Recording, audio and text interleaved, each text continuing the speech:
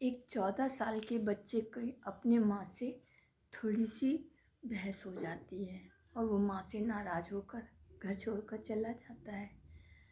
सुबह से शाम तक इधर उधर घूमता हुआ वो टहल रहा होता है। जो जो शाम होने लगी उसकी भूख उसको सताने लगी और वह जब भूखा हो गया, उसको बहुत ज़्यादा भूख लगने लगी, तो वो जब देखा एक होटल के बाहर जा कर के खड़ा हो गया।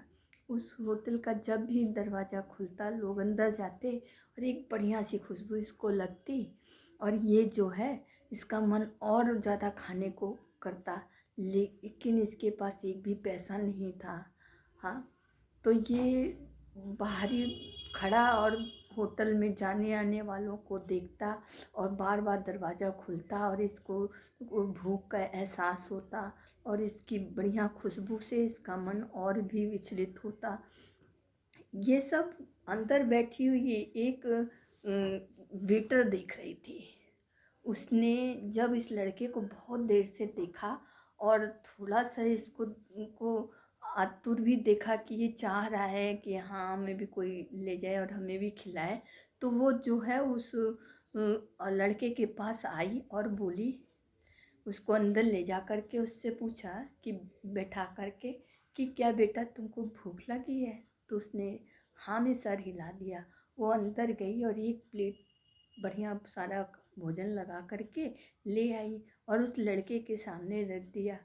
वो उसको ये देख करके लड़के की आंखें भर आईं और उसे अपनी माँ की भी याद आ गई। तो उसने उसके सर पर हाथ धर के कहा कि और उसने धन्यवाद, लड़के ने उसको धन्यवाद कहा तो उसने कहा कि बेटा तुम मुझे अभी जानते हो और मैंने तुम्हें भोजन दिया तो तुम्हारी आंखें भर आईं और तुम मुझे धन्यवाद कह रहे हो।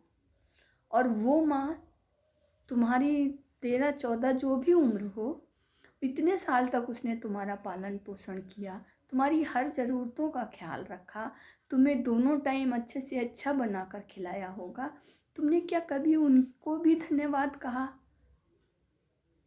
और तुम उनकी ज़रा सी बात पर घर छोड़ के चले आए। ये सुनकर लड़का जल्दी से उसने खाना फिनिश किया और उसको धन्यवाद करके वहाँ से भागता हुआ अपने घर की ओर आ गया। वो भागता भागता भागता जब घर पर पहुँचा तो देखा दरवाजे पे उसकी माँ उसका इंतज़ार कर रही है। वो खड़ी थी, तो ये जाते ही अपनी माँ से लिपट गया और बहुत फूट फूट कर रोने लगा। माँ ने उसको हाथ फेरा, उसे प्यार किया और कहा, बेटा तुझे भूख लग रही होगी, चल खाना खा ले, देखिए मैंने कितना अच्छा खाना बनाया है। तो बच्चा और भाव विभोर हो गया और उसके और आंसू आने लगे। तब उसको अपनी गलती का रियलाइज़ हुआ और उसने अपनी माँ से माफ़ी मांगी। तो दोस्तों मैं ये कहना चाहती हूँ कि छोटी मोटी गलतियाँ तो हर घर से होती हैं और हर घर में होती हैं, तो क्या हम उन गलतियों को अवॉइड नहीं कर सकते हैं? उस गलतियों को इतना तूल पकड़ाने से क्या फ़ायदा है? घर का माहौल बिगड़ता है और घर में अशांति फैलती है। अगर हम छोटी छोटी बातों को नज़रअंदाज कर दें हैं, तो कितनी बड़ी विपत्ति टाल सकते हैं। और हम बच्चे हैं, हमें अपने बड़ों की गलतियां देखने का अधिकार नहीं है। हमें अपने बड़ों की गलतियों का देखने का अधिकार नहीं, ना उनसे रूठ करके घर छोड़कर जाने का है।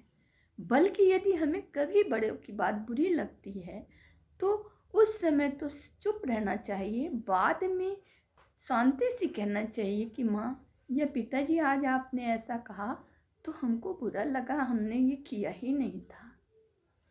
तब तो बात समझ आती है, लेकिन उनसे बहस करना और घर छोड़कर चले जाना ये गलत है।